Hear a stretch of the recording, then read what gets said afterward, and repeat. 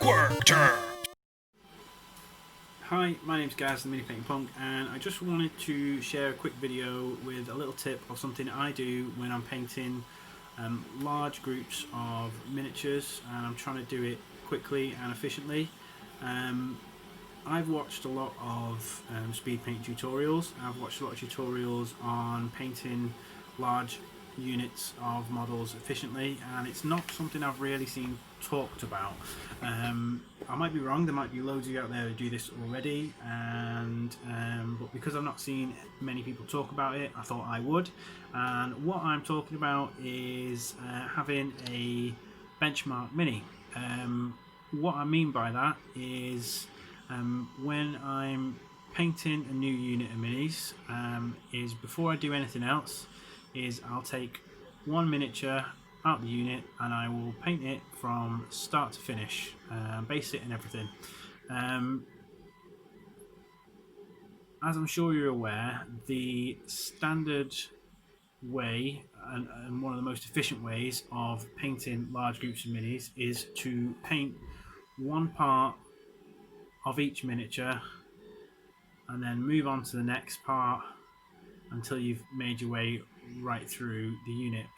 What I mean is basically, if I was gonna base coat the spooky blue bits on this guy, I would apply the base coat to him, pop him down, base coat the spooky blue bits on my next guy, pop him down, move on to the next guy, and so on until I come back around to this guy and I base coat the green bits, and then carry on like that until eventually the whole unit's done. The reason I do this first is so that when I use that method on the rest of the unit, I have a clear vision in my head of where I want to end up, and it gives me a good reference point. Now when I'm painting the benchmark mini, I don't really worry about how long it takes me.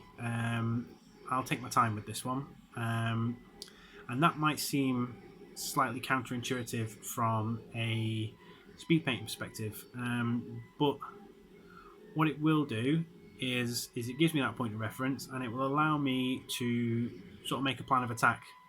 So I'll know where the fiddly bits are. I'll be able to work out the most efficient way of getting my model from base coated to looking like this. And having that reference point is really great, because one